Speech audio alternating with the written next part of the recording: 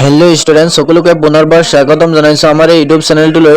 আজিৰ এই ভিডিঅ'টোত আলোচনা কৰিম যিসকল ছাত্ৰ-ছাত্ৰী এবাৰ ক্লাছ 10ত পঢ়ি আছে আৰু 2027 বৰ্ষত মেট্ৰিক পৰীক্ষা দিবা তেওঁলোকে 5 মাহত কেনেকৈ সোশ্যাল সায়েন্সত 90+ নম্বৰ লাভ কৰিবা। ছাত্ৰ-ছাত্ৰীসকল ক্লাছ 10ৰ পৰীক্ষা ওচৰ চাপি আহিছে আৰু বহুতৰে মনত এটা প্ৰশ্ন নিশ্চয় আহিছে, মাজত মাত্ৰ 5 মাহ সময় আছে, এই 5 মাহত সোশ্যাল সায়েন্সত 90+ নম্বৰ পোৱা সম্ভৱ নে? মই কম হয়, একেবাৰে সম্ভৱ, কিন্তু তাৰ বাবে শেষ মুহূৰ্তত পঢ়িবলৈ আৰম্ভ কৰিলে নহব।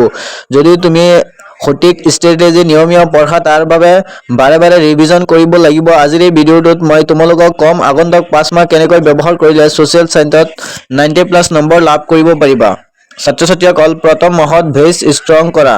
প্ৰথম মাহত তোমাৰ মূল লক্ষ্য হ'ব সোশ্যাল সায়েন্সৰ প্ৰতিটো চেপ্টাৰ ভালদৰে বুজি লোৱা। প্ৰথমে সম্পূৰ্ণ সিলেবাসটো এবাৰ চাওক আৰু হিষ্ট্ৰী, জিওগ্ৰাফি আৰু পলিটিকেল সায়েন্স আৰু ইকনমিক্সৰ সকলো বিষয়ৰ চেপ্টাৰসমূহ ভাগ কৰি লোৱা আৰু তাৰ পিছত চেপ্টাৰটো কেৱল মুখস্থ নকৰি টেক্সট বুক ভালদৰে পঢ়া। যিবোৰ শব্দ, সংজ্ঞা, তাৰিখ, ব্যক্তি ঘটনা বা গুৰুত্বপূৰ্ণ তথ্য আছে সেইবোৰ এখন নোটবুকত লিখি ৰাখা। মনত ৰাখিবা, প্ৰথমে বুজিবা তাৰ পিছতহে মুখস্থ কৰিবা আৰু দ্বিতীয় মাহত চেপ্টাৰ সম্পূৰ্ণ কৰিবা। দ্বিতীয় মাহত তোমাৰ লক্ষ্য হ'ব সকলো চেপ্টাৰ শেষ কৰা। প্ৰতিদিনে এটা নিৰ্দিষ্ট টাৰ্গেট লৈ পঢ়িবা আৰু হিষ্ট্ৰী পঢ়িতে কেৱল ঘটনা মুখস্থ নকৰিবা, ঘটনাটো কিয় ঘটিছিল, তাৰ কাৰণ কি আছিল আৰু ইয়াৰ ফলাফল কি আছিল এইবোৰ বুজিবা। এইবোৰ এক্সামত খুবেই ইম্পৰ্টেন্ট হয়। আৰু জিওগ্ৰাফিত বিশেষ গুৰুত্ব দিয়া, মেপ আৰু লোকেশনত, পলিটিকেল সায়েন্সত, ইকনমিক্সত সংজ্ঞা, বৈশিষ্ট্য, কাৰণ, পাৰ্থক্য, গুৰুত্বপূৰ্ণ কনচেপ্টসমূহ ভালদৰে বুজি লোৱা আৰু এটা কথা চেপ্টাৰ পঢ়ি শেষ কৰি নিজে উত্তৰ লিখাৰ অভ্যাস কৰা।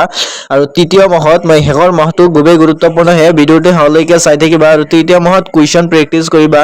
এতিয়া আৰম্ভ হ'ব তোমাৰ আটাইতকৈ গুৰুত্বপূৰ্ণ কাম, কুৱেশ্যন এনসাৰ প্ৰেক্টিচ কৰা, প্ৰিভিয়াছ ইয়াৰৰ কুৱেশ্যন পেপাৰৰ সমাধান কৰা, চেপ্টাৰ ৱাইজ প্ৰশ্ন লিখা আৰু MCQ প্ৰেক্টিচ কৰা। ছাত্ৰ-ছাত্ৰীসকল আৰু যিবোৰ প্ৰশ্নত বাৰে বাৰে ভুল হয় সেইবোৰ এখন মিষ্টেক নোটবুকত লিখি ৰাখিবা। এই নোটবুকখন তোমাৰ শেষৰ ৰিভিজনত বহু সময়ত কাম আহিব। সপ্তাহত অন্ততঃ এটা সোশ্যাল সায়েন্সৰ টেষ্ট দিবলৈ চেষ্টা কৰিবা।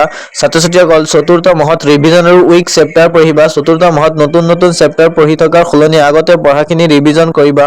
চতুৰ্থ মাহত বিশেষকৈ ডেফিনেশ্যন, ডিফাৰেন্স আৰু কজ, ইফেক্ট আৰু ইম্পৰ্টেন্স, শৰ্ট এনসাৰ আৰু লং এনসাৰ আৰু MCQ আৰু মেপ এইবোৰ ভালদৰে প্ৰেক্টিচ কৰিবা আৰু পৰীক্ষাত যিমান সময়ত উত্তৰ লিখিব লাগে সেই সময়ৰ ভিতৰত লিখি শেষ কৰিব পৰাকৈ টাইম মেনেজমেন্ট প্ৰেক্টিচ কৰিবা। আৰু পঞ্চম মাহত ফাইনেল ৰিভিজন কৰিবা। এতিয়া আহিল আটাইতকৈ গুৰুত্বপূৰ্ণ মাহ, শেষৰ মাহত নতুনকৈ পঢ়িবলৈ বহি নাথাকিবা। তুমি আগতে বনোৱা notes, important questions, mistake notebook আৰু প্ৰিভিয়াছ ইয়াৰৰ কুৱেশ্যন পেপাৰসমূহ ৰিভিজন কৰিবা।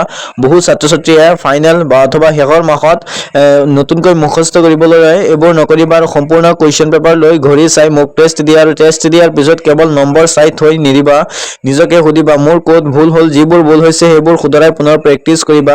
ছাত্ৰ-ছাত্ৰীসকল 90+ পাবলৈ আনসাৰ কেনেকৈ লিখিব লাগে, সোশ্যাল সায়েন্সত কেৱল উত্তৰ জানিলেই নহয়, উত্তৰটো কেনেকৈ উপস্থাপন কৰিছে সেইটোও গুৰুত্বপূৰ্ণ। 5 নম্বৰৰ প্ৰশ্ন আহিলে প্ৰথমে সৰু ইন্ট্ৰডাকশ্যন দিয়া, তাৰ পিছত উত্তৰটো পইণ্ট ৱাইজ লিখা আৰু প্ৰয়োজন হ'লে উদাহৰণ দিয়া আৰু শেষত এটা সৰু কনক্লুজন দিব পাৰা। আৰু উত্তৰ দীঘল কৰিবলৈ অপ্ৰয়োজনীয় কথা লিখাৰ কোনো প্ৰয়োজন নাই। প্ৰশ্নটোৱে যি সুধিছে সেইটোৱে স্পষ্ট আৰু শুদ্ধকৈ উত্তৰ দিয়া। দৈনিক 2 পৰা 3 ঘণ্টা ৰুটিন বনোৱা। যদি সোশ্যাল সায়েন্সৰ বাবে প্ৰতিদিনে 2 পৰা 3 ঘণ্টা সময় দিব পাৰা তেন্তে এনেদৰে পঢ়িব পাৰা: 45 মিনিট নতুন টপিক, 30 মিনিট আগৰ পঢ়া ৰিভিজন আৰু 45 মিনিট কুৱেশ্যন এনসাৰ ৰাইটিং আৰু 20 মিনিট MCQ মেপ প্ৰেক্টিচ আৰু 20 মিনিট ভুল হোৱা প্ৰশ্ন ৰিভিজন। এই ৰুটিনটো নিয়মীয়াকৈ পালন কৰিলে 5 মাহৰ ভিতৰত বহুত ভাল প্ৰিপাৰেচন কৰিব পাৰিবা। শেষত এটা কথা, ছাত্ৰ-ছাত্ৰীসকল 90+ নম্বৰ পাবলৈ কোনো মেজিক ফৰ্মুলা নাই। নিয়মীয়া পঢ়া, text book, question practice plus revision plus mock test, ভাল নম্বৰ লাভ কৰিবা। আজি 10 ঘণ্টা পঢ়ি কাইলৈ একো নপঢ়াতকৈ প্ৰতিদিনে 2 পৰা 3 ঘণ্টা নিয়মীয়াকৈ পঢ়া বহুত বেছি উপকাৰী। যদি তোমাৰ হাতত এতিয়াও 5 মাহ সময় আছে সেয়ে ভয় নকৰিবা। আজিৰ পৰা এটা টাৰ্গেট লোৱা, 5 মাহৰ ভিতৰত সোশ্যাল সায়েন্সত 90+ কনসিস্টেন্সি বজাই ৰাখা আৰু ৰিভিজন বাদ নিদিবা আৰু লিখা প্ৰেক্টিচ কৰা। তেতিয়া 90+ কেৱল এটা সপোন হৈ নাথাকিব, তোমাৰ লক্ষ্য হৈ উঠিব। ধন্যবাদ।